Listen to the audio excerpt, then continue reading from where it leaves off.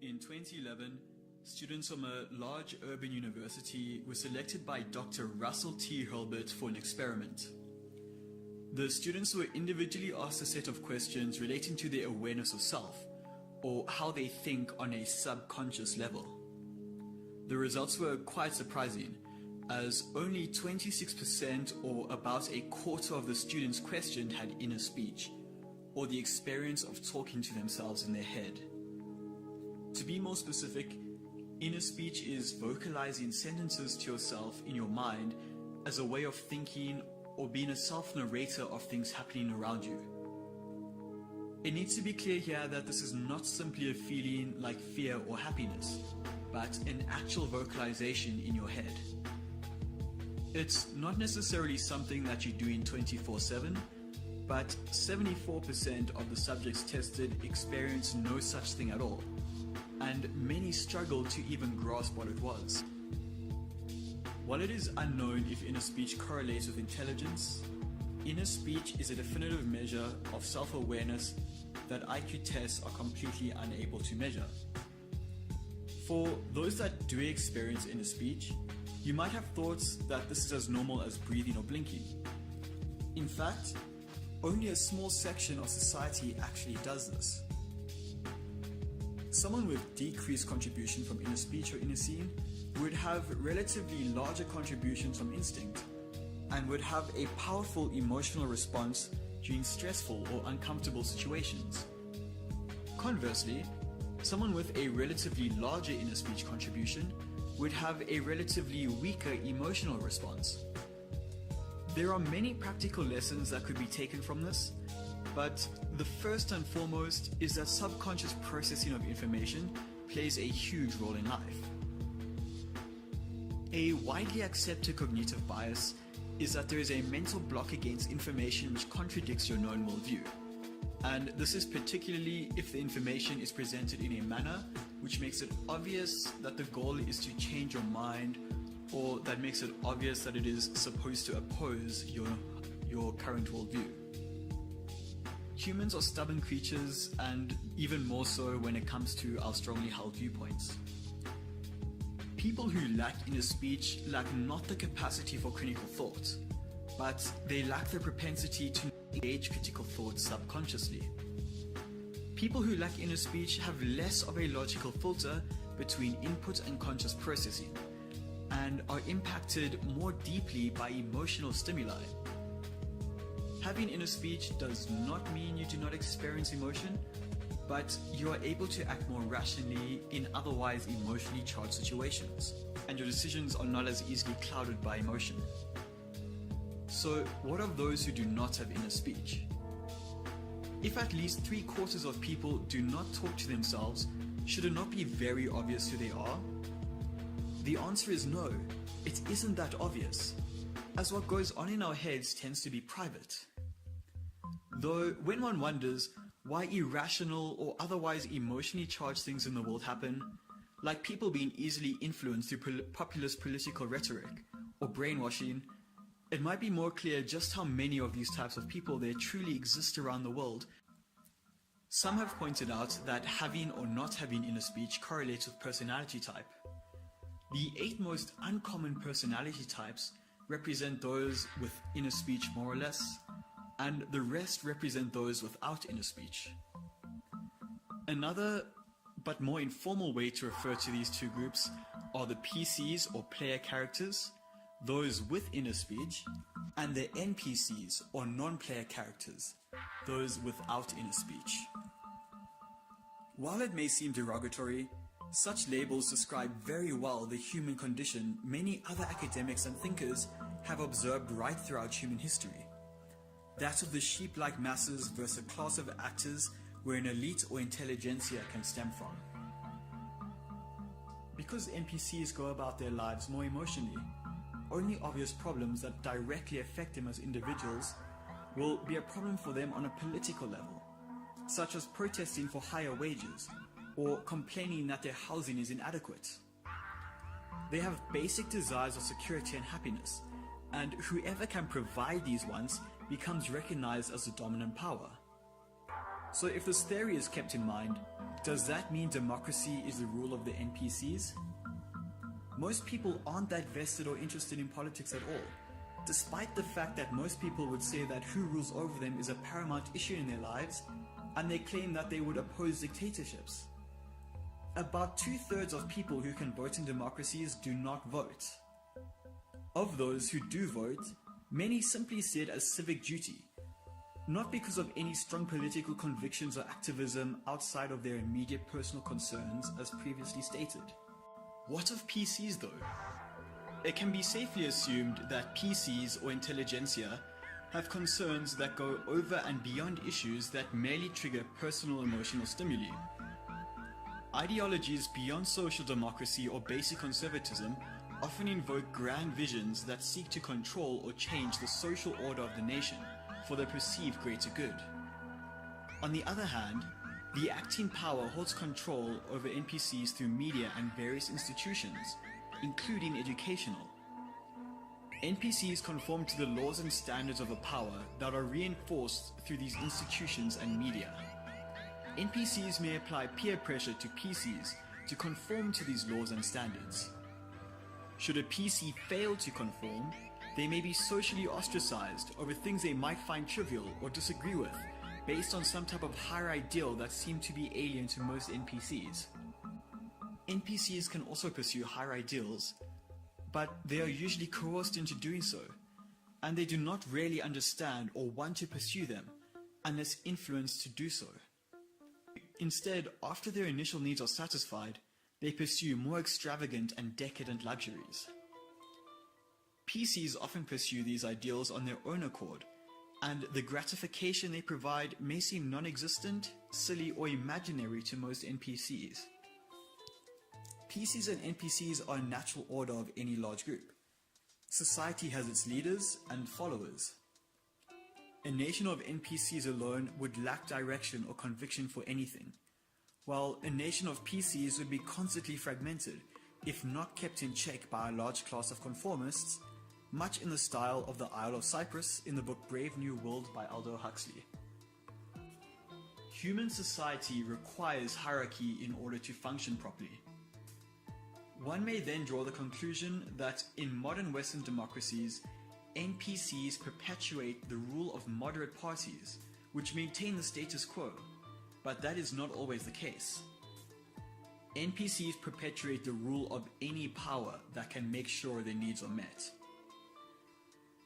Moderate parties are only supported in times of relative prosperity. They lack the vigor to mobilize their base in defense of their power during times of hardship, and lack the morale to enforce their rule when not in power. Moderate parties are attractive to NPCs due to their nature of being extremely fluid regarding policy and having a lack of core beliefs, in contrast to parties on further sides of the political spectrum. The porridge is just right for NPCs in a democracy when they vote for moderate centrist parties.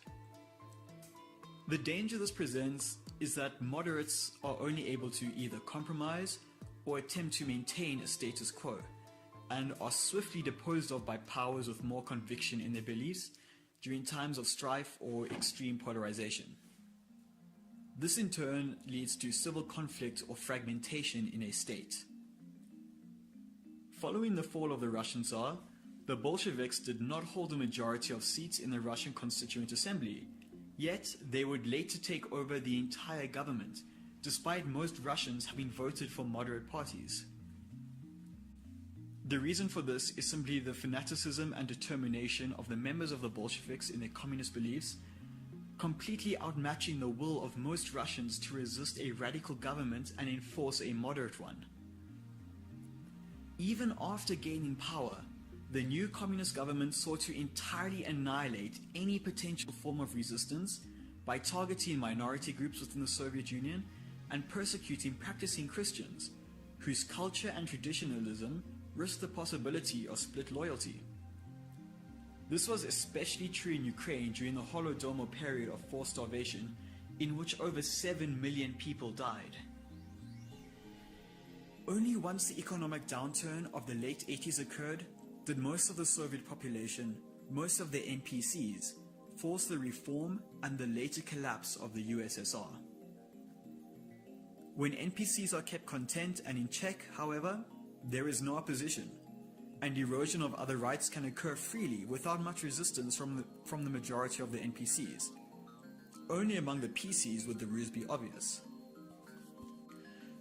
However, does this mean right-wing and left-wing radicals are all the same, while moderates are the ideal? This theory is called horseshoe theory.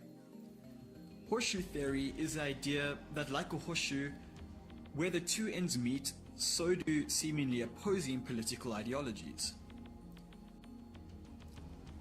Quote, "The opposing ideologies are in actual fact the same," unquote. It's the idea that the far right and the far left hold the same position, so the only rational view would be the center. There are some problems with this idea, however. The middle path of moderates, however fluid and attractive for one with little interest in politics or with liberal views, is extremely susceptible to violent takeover by a radical and unwanted force.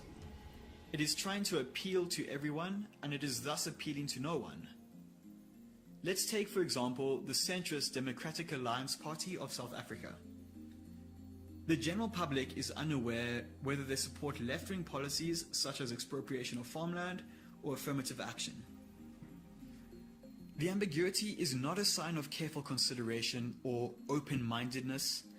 Rather, it's a sign of the indecisive nature of centrist parties and why they're easily abandoned during times of hardship, leading to immense civil conflict. But what of radical authoritarian ideologies like communism or fascism? Many tend to say that centrist parties might not be perfect, but they are surely better than such totalitarian ideologies. If one reads far-left literature, you will see that it falls high on the socialism, internationalism, and progressive and authoritarian scales. Compare this to something like capitalistically oriented fascism, which is actually different from classic fascism. Capitalistic fascism, for example, would be Pinochet's Chile in the 1970s, which was highly capitalistic, nationalist, traditionalist, and authoritarian. As you can see, the only similarity is the authoritarian belief. Politics isn't as cut and dry as a two-dimensional spectrum as many are led to believe. You're probably thinking to yourself, well, authoritarianism is bad and has always been horrible to live under. However, one is then discounting that for 99% of human history, submission to an absolute power has been a natural state of affairs for most people all around the world. If it were not so, NPCs would have risen up against these so-called oppressive systems long time ago. Instead, simply because their needs are tended to, they are content and not constantly in fear of being sent to some kind of prison due to speaking badly of their leader or leaders. All authoritarianism is, however, is realizing that the current liberal or democratic system, while seemingly benign, will not protect you from the other side. Authoritarianism, plainly and without a modern lens of morality, is simply being passionate enough to fight for your beliefs. Authoritarianism is also not limited to exclusive political institutions where the goal is to limit rights, but it can also be seen as a necessary mechanism in order to protect one's rights in response to forces seeking to eradicate your sovereignty. Examples in history such as rallying behind a leader in order to oppose an external force. So what of modern Western society? Today, most of the West adheres to the idea of the infallible democratic ideology. Note, the word ideology, not system. Democratic ideology is the strong belief in egalitarianism, which is near constantly and almost fanatically endorsed by the governing powers in the West, to the point where wars have been justified with the idea of enforcing democratic ideology. This may seem fine at first, but there appears to be a general shift of moderate and classical liberal thinkers in the Western political sphere to that of postmodernist and new leftist ideology, just waiting to take control once the social order of the NPCs crumbles, and they are left desperate for a more decisive ideology. A global economic downturn or any other crisis could open a can of worms of political battle between the opposing forces once again, and moderates, neoliberals and neoconservatives won't be able to resist it. For the sake of survival, NPCs will give up their rights to such a new world order bent on controlling them permanently, and crushing any possible group that poses a threat to their power, like the communists did in the Ukraine. These forces target nationalism, civil autonomy, religion, and any other form of identity in order to create a soulless mass of NPCs that can easily be controlled indefinitely. The only individuals that stand in the way of this happening are the PCs. And while one may know and enjoy very well the merits of democracy, freedom, and egalitarian society, one must also understand that my individualism will not protect these rights forever.